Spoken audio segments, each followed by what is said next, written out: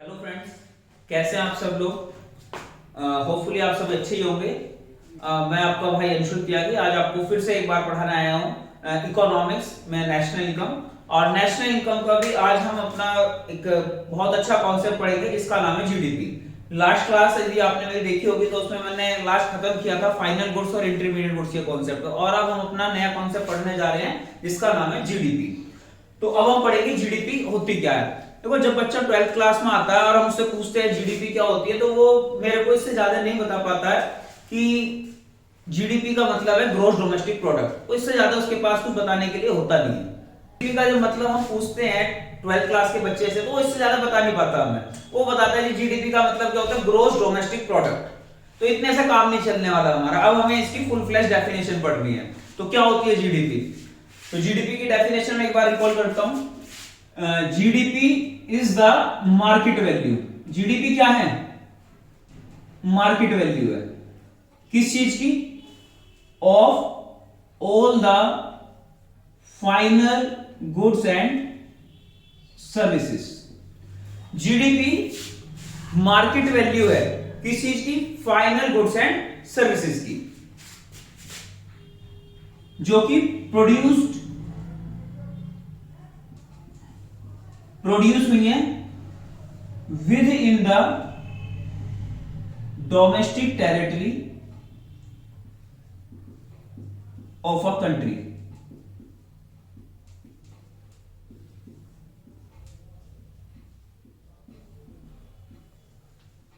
During a year.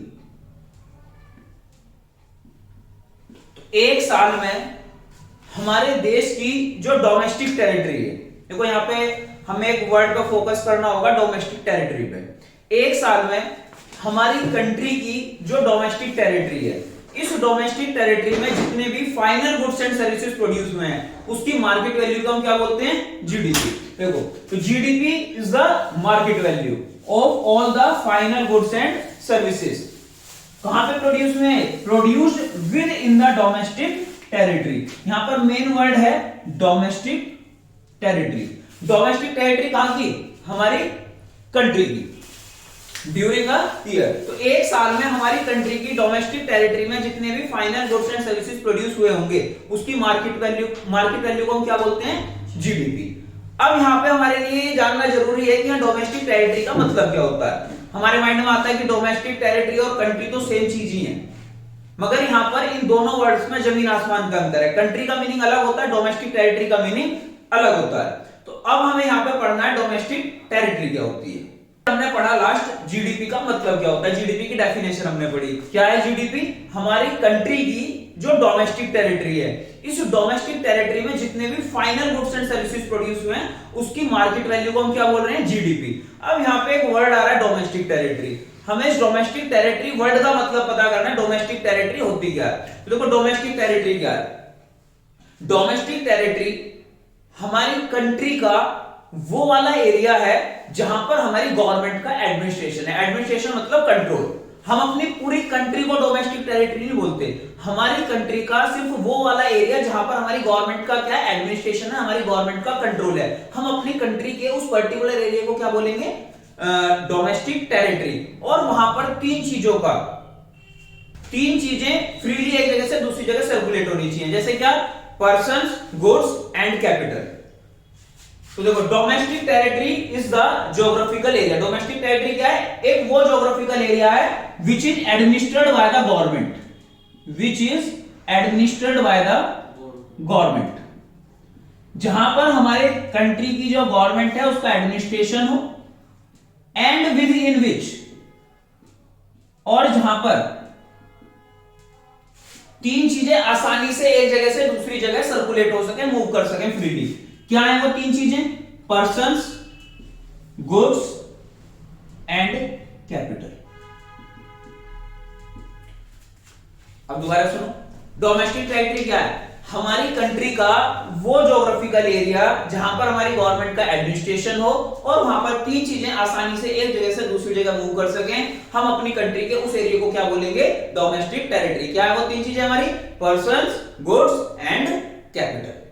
अब देखो ये जो हमारी जीडीपी की डेफिनेशन है इसमें डोमेस्टिक टेरिटरी जो टर्म है ये सबसे इंपॉर्टेंट है। यदि हमें डोमेस्टिक टेरिटरी का मतलब क्लियर हो जाता है तो आप ये समझो जो हमारा बोर्ड के एग्जाम में नेशनल इनकम का ट्रीटमेंट आएगा वो इसी के कॉन्सेप्ट से हो पाता है। यदि हमारा ये कॉन्सेप्ट क्लियर है तो हम नेशनल इनकम का ट्रीटमेंट आसानी से कर सकते हैं। अब इसमें हम आगे पढ़ेंगे डोमेस्टिक टेरिटरी का स्कोप। अब स्कोप में क्या चीजें आएंगी? Scope of domestic territory. अब देखो ये डेफिनेशन जब हम फर्स्ट टाइम पढ़ते हैं या सुनते हैं तो हमें लगता है इस डेफिनेशन में हमने क्या स्पेशल पढ़ लिया। तो बड़ी सिंपल सी बात है, ये बोल रहे हैं हमारी कंट्री का वो वाला एरिया जिस पे हमारी गवर्नमेंट का कंट्रोल है और वहां पर तीन चीजें आसानी से एक जगह से दूसरी जगह मूव कर जाएंगी, वो एरिया हमारे देश की क्या डोमेस्टिक टेरिटरी है।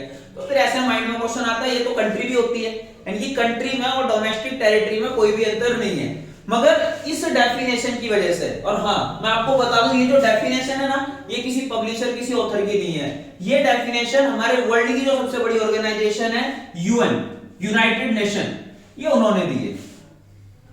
तो ये डेफिनेशन बहुत सोच समझ के दी है। अगर हम इस डेफिनेशन को सही से इंटरप्रेट करें, इसे अच्छे से पढ़ें तो हमें पता चलेगा कि इस डेफिनेशन का कितना वाइड स्कोप है। अब इस डेफिनेशन की वजह से, अब मैं आपसे बताऊंगा, इस डेफिनेशन की वजह से कुछ चीजें ऐसी हो गई जो हमारी कंट्री के अंदर होते हुए भी वो है हमारी कंट्री के अंदर ही, मगर वो कंट्री में होने के बाद भी हमारी कंट्री की जो डोमेस्टिक टेरिटरी है उसका पार्ट नहीं मानी जाएगी। मतलब हमारे देश के अंदर कुछ चीजें ऐसी हैं, कुछ जगह ऐसी हैं जो है तो हमारे देश के अंदर, मगर वो इस डेफिनेशन की वजह से हमारी कंट्री का पार्ट, हमारी कंट्री की डोमेस्टिक टेरिटरी का पार्ट नहीं मानी जाती है।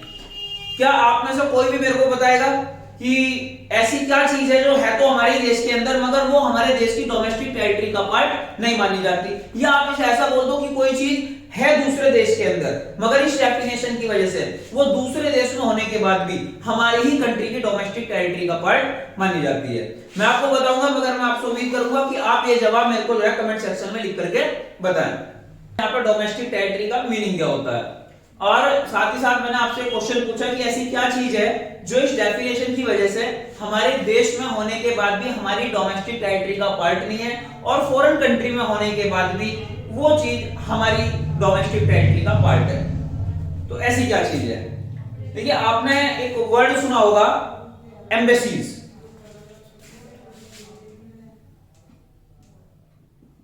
Foreign embassies. देखिए जब हमें किसी को भी यदि कहीं फॉरेन कंट्री में जाना होता है तो फॉरेन कंट्री जाने के लिए हमारे पास किस चीज का होना बहुत जरूरी है, जिसके बिना हम फॉरेन कंट्री में नहीं जा सकते हैं। सबसे पहली चीज है फॉरेन कंट्री में जाने के लिए आपके पास एक पासपोर्ट का होना जरूरी है।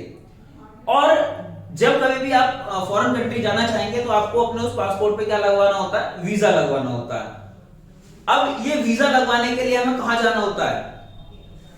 ये हमें जाना होता है एम्बेसी में। अब जैसे मान लीजिए आपको जर्मनी जाना है, तो जर्मनी जाने के लिए आपको क्या करना पड़ेगा?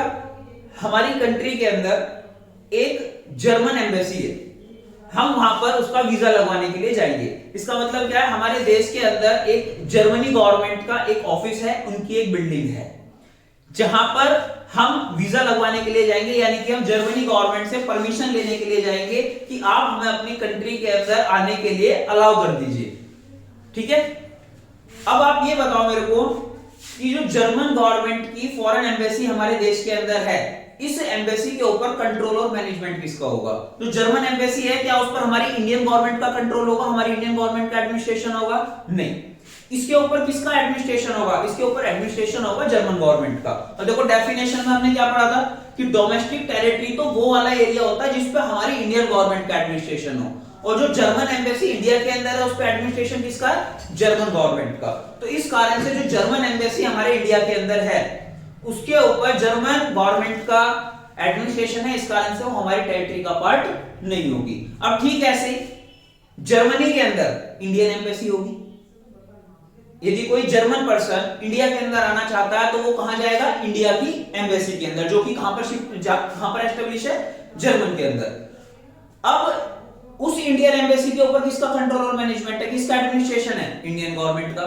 तो वो बिल्डिंग, वो ऑफिस जर्मन में होने के बाद भी इंडिया की डोमेस्टिक टेरिटरी का पार्ट माना जाएगा, क्योंकि उस बिल्डिंग के ऊपर कंट्रोल कौन सी गवर्नमेंट का है, इंडियन गवर्नमेंट का। तो फॉरेन एम्बेसी एक ऐसी बिल्डिंग है या एक ऐसा ऑफिस है जो दूसरी कंट्री के अंदर होने के बाद भी उस देश की टेरिटरी का पार्ट माना जाएगा जिस देश की वो एम्बेसी होगी। ठीक है, जो हमारा सेकंड यहाँ पर पॉइंट है शिप एंड एयरक्राफ्ट। इस पॉइंट से हमें पता चलता है कि हमारे देश की जो टेरिटरी है वो चलती फिरती टेरिटरी है।